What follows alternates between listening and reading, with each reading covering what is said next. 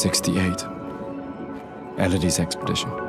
You know the commanders of every expedition. Expedition 68. Their boat was blown into the air by a storm. Lumiere lost sight of it, but assumed they crashed on the continent. And they survived. The storm, at least. All right, let's keep moving.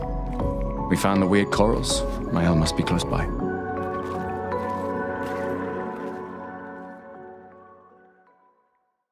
Clair Obscur Expedition 33 is inspired by some of the most boastful and celebrated games in its genre from decades ago. Its execution is a combination of many, like Lost Odyssey, the Mario RPG games, and Final Fantasy. This is a damn gorgeous painting that would even make the Mona Lisa blush. Join us in Niche Gamer in a critique of excellence as we view this painting that deserves to be displayed in the Louvre Museum.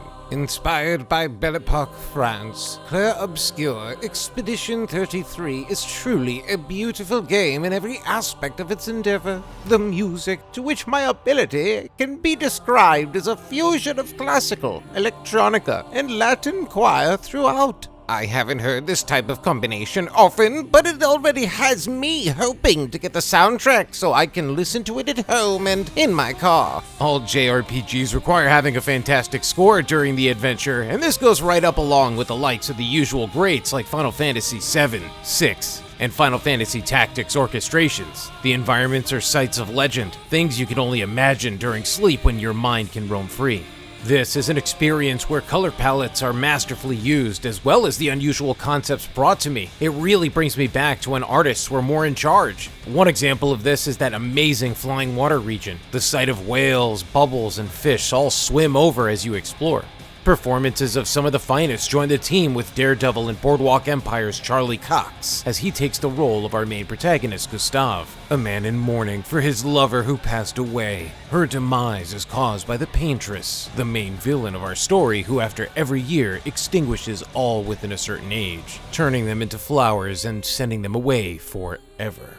It's now on the expedition to be sent out to the continent with hopes of putting an end to her, which at all times she could be seen sitting down awaiting her challengers far into the horizon. Alongside our hero, his two companion expeditioners who survive a very awful arrival to the continent eventually meet up with him in hopes of staying on course, as well as meeting a couple of other companions along the way. The Paintress's region is filled with her sentient creations known as Nevrons that will stand in the way of the expedition's travels, where one, if not the greatest turn-based combat system commences. Encounters are not random. Opening combat can bestow an advantage, as hitting them with an out-of-combat action will allow your entire party to act first. Using a meld of turn-based inaction to a much lesser extent, Sandfall manages to annihilate the mold with how much fun things get here. The turn order is done in a queue system like in Final Fantasy X. Regular attacks come in two forms, base melee attacks and the use of your free-ranged free aim attacks for more advantageous situations. Though free aim attacks tend to be far less weak, they allow you to hit vulnerable spots on certain enemies that will break and hit them with a massive amount of damage, softening them up for more aggressive tactics. Doing a single shot, however, will spend a precious AP each time. It's best to use the free aim attacks for weaknesses. However, other ways make them useful, and typically it involves enemies that can only be hit accurately by ranged attacks. Special actions are where the strategy begins to take precedence. Each expeditioner has a unique mechanic that should be considered as you perform and spend AP. Gustav, for example, utilizes his engineered metallic arm to unleash an immensely devastating discharge of lightning that will bring bosses to their knees if properly managed in your resources and actions. It required 10 charges to get it to its maximum potential. Performing special attacks like his initial assault ability is the usual way to load it up, as it hits multiple times, filling a charge with each hit. Our second character, Lune, wields a much harder and more advanced mechanic known as Stains. She casts spells which gain short-term resources and will be spent according to what your following spell would be, based on their colors. Mael, wielding a foil, is Bar for the most strategic system of all, can switch into different stances based on various conditions between herself and the enemy she's engaging, rewarding the player by far the most if she can maintain her virtuous stance, increasing her damage by a shattering 200% more damage per action. With Clair Obscur's Expedition 33's combat system already being so vast and strategic, it only manages to get even better with the use of different weapons with different properties. Pictos provides additional stats for the expedition. And even more importantly, bestows shareable passive abilities to truly turn the tide on the environs and tinker your gameplay to perfection.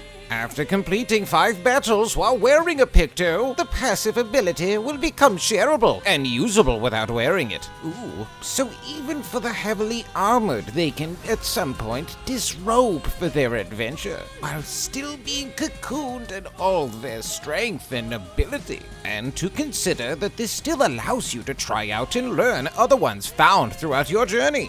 Now, those familiar with Final Fantasy IX's equipment and ability learning system will find that this is very familiar, but it's going to be much more manageable and less tedious to grind out.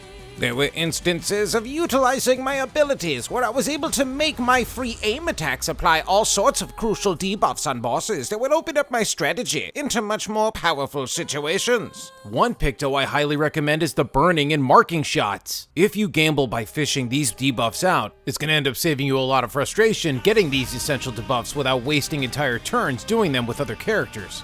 2025 has been a very good year for JRPG maniacs. A re-release of Suikoden 1 and 2, a Saga Frontier 2 remaster, a compilation of Lunar and its underrated sequel, and Atelier Yumiya as well. The trend of JRPGs making their triumphant return to popularity has been going by well this year. A return to, from the late 90s and early 2000s, Clair Obscur Expedition 33 is a game that belongs in the Louvre Museum. French aesthetic inspirations and their absolute best presentation.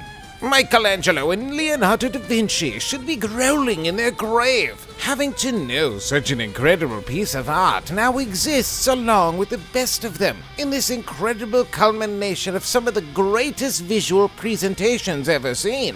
Sometimes a humble score review and number just isn't enough to illustrate how pivotal and important this game may be. All these features are packed into a smaller than usual price of $50, versus the ongoing increase in video game prices as well. And this painting is a masterpiece.